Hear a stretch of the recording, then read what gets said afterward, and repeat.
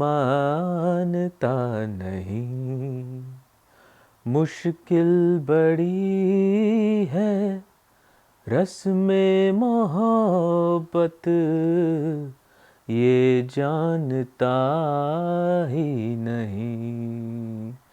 हो दिल है कि मानता नहीं. Well, what's up everyone? So today we're going to be talking about rising degrees and why is it that your rising sign degrees is very important in a birth horoscope.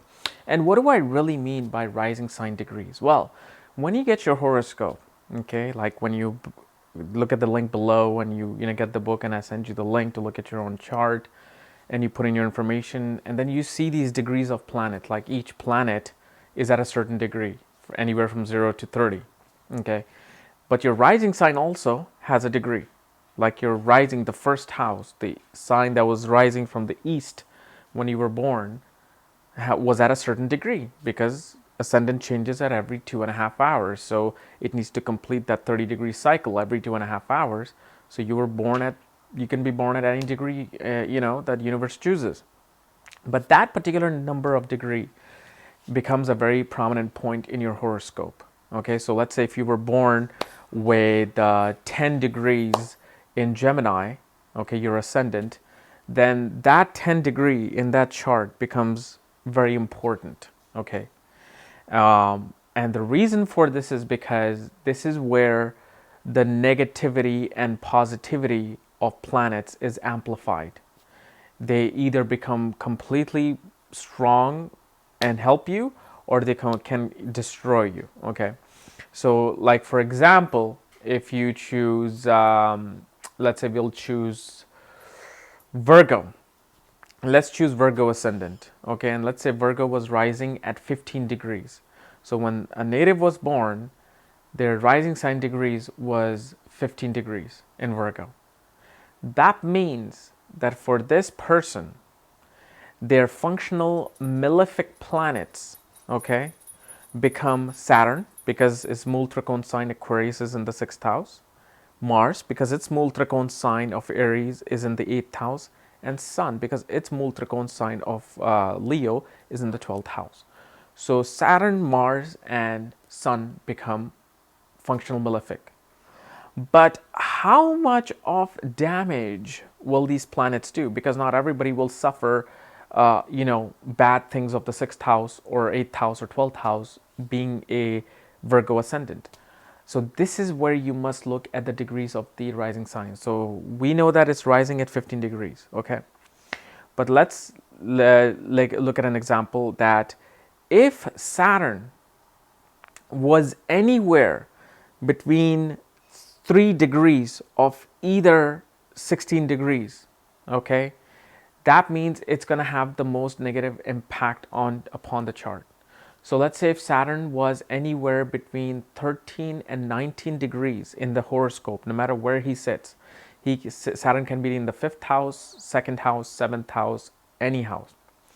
But if it's 3 degrees on either side of the rising sign degrees, or exactly at the rising sign degrees, like it's at 15 degree in the 7th house, that means Saturn is becoming absolutely malefic.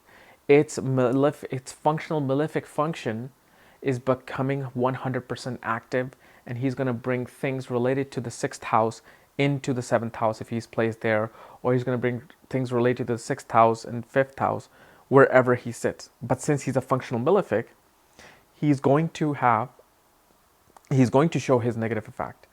Or where somebody else who has a Virgo ascendant and they have the same rising sign degrees at 15, yet Saturn is at 26 or 4 degrees, it will not have that great of an impact. But 3 degrees, usually people say 5 degrees on either side. No, it's too broad. Okay, it's 3 degrees on each side.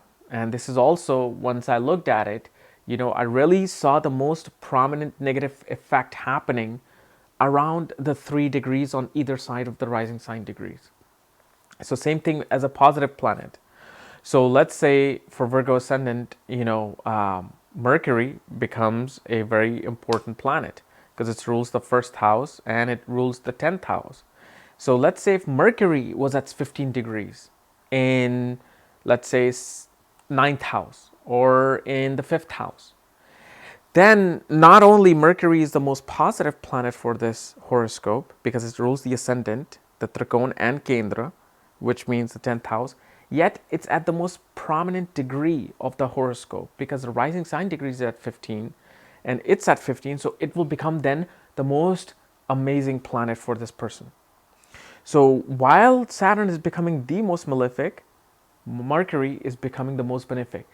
But one thing you have to realize is that the impact of these planets will not be felt throughout life. It will only be felt through the Mahadasha and Antardasha of these planets. And if you don't know what Mahadashas are, again, check out the link below. These are the most important part about predicting in horoscopes. So check out the link below and that's where you'll find out about what Mahadashas are. But, only Mahadasha, these planets will give their most positive and negative result. Same thing with Rahu. Like when I use examples of Rahu as eclipsing a sign, like when I did Rahu in Leo, eclipsing Sun and the sign of Leo.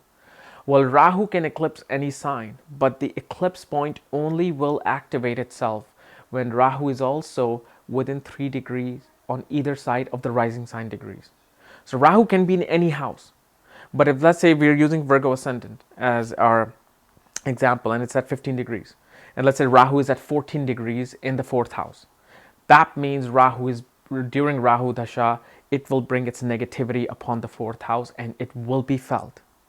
It will be felt because Rahu and Ketu are natural functional malefic for every ascendant. So and Rahu and Ketu will always be at same degrees. So that means Ketu and Rahu both are becoming very negative for this ascendant.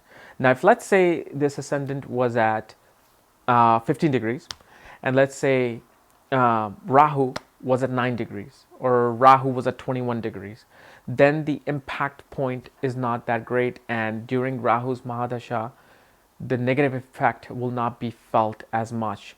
Of course, Rahu is going to bring his significance during his Dasha or Antardasha, but people are out there gaining things during Rahu Dasha, and then there are people out there losing things during Rahu Dasha. Why they lose? Because of the fact it most likely is at the most prominent point of the ascendant degree.